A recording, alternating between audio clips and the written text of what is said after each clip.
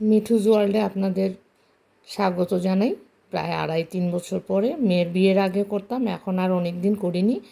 আজ অনেক দিন পরে ড্রাই ফ্রুটসের লাড্ডু করলাম। কিভাবে করেছি স্টেপ বাই স্টেপ থাকবে প্রতিটা ধাপ। আর এখানে দেখুন আমার একদম তৈরি হয়ে গেছে। আর এটা পোস্ত দিয়ে কোট করেছি, আরেকটা ভাগ করেছি পোস্ত ছাড়া। দেখুন কেমন লাগে, কমেন্টে অবশ্যই জানাবেন। অনেক দিন পর আমার শখের রান্না, আমার যেটা ইউটিউব চ্যানেল ছিল সেটার নাম ছিল মিঠুজ ওয়ার্ল্ড। প্রায় 3 বছর হয়ে যাচ্ছে আমি কোনো কাজ করি না। আজ মনে হলো ঠিক আছে, ছোটোখাটো কিছু একটা করেই নিই। তো ভাবলাম কি করা যায়, ঘরে যা আছে তাই দিয়ে।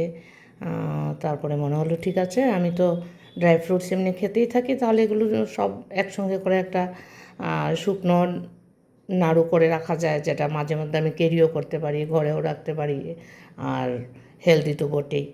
তাই আজ আবার নিয়ে এলাম আমার শখের রান্নায় ড্রাই ফ্রুটসের লাড্ডু।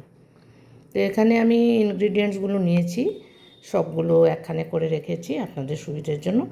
এই হচ্ছে আমার, এটা হচ্ছে কাজু, সেটা দেখতেই পাচ্ছেন। এখানে মেইন ইনগ্রিডিয়েন্টস যেটা, সেটা হচ্ছে খেজুর। সেটাতে আমার নাড়ুটা হবে, মানে গুড়ের পরিবর্তে যেটা পাক হয় সেটাই খেজুরই হবে।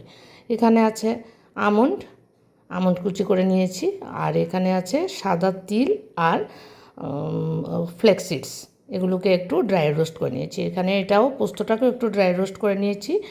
আর আছে চিনে বাদাম, এটাও ড্রাই রোস্ট করা। আর আছে পাম্পকিন সিডস মানে কুমড়ো বিচি, সেটাও ড্রাই রোস্ট করে নিয়েছি।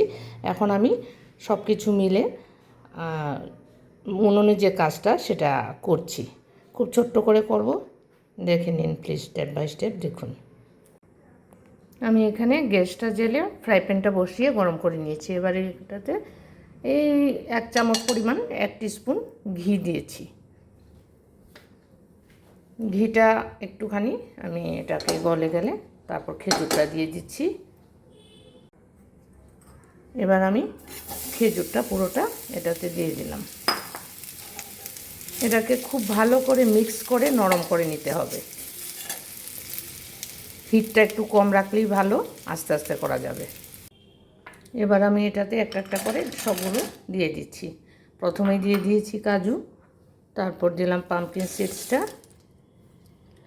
তারপর দিলাম আমি আমন্ড কুচি, এভাবে একে একে চিনে বাদাম আর ফ্লেক্স সিডস আর যে সাদা তিল ড্রাই রোস্ট করে রেখেছিলাম, এটা সবটা দিয়ে খুব ভালো করে মিক্স করতে হবে। এখন আমি গ্যাসটা বন্ধ করে দিয়েছি। নামিয়ে আমার হাতা দিয়ে খুব একটা ভালো হচ্ছিল না, আমি হাতে মিক্স করে নিয়েছি। এবার আমি ছোট ছোট করে গোল গোল করে নাড়ু পাকিয়ে নিচ্ছি। অলরেডি আমি দুটো এরকম করে রেখেছি।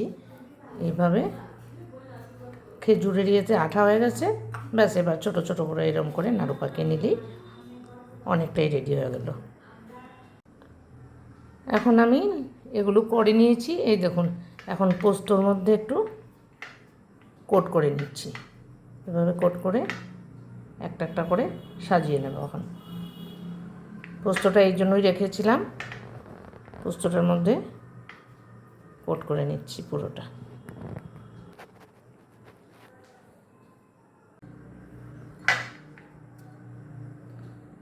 সবাই কোট করা পোস্ত আমাদের ঘরে সবাই পছন্দ করে না, তাই আমি সবগুলো করলাম না। এরকম করে কিছু করেছি, আবার কিছু এভাবেই রাখছি। আমার খুব ভালো লাগে পোস্ত।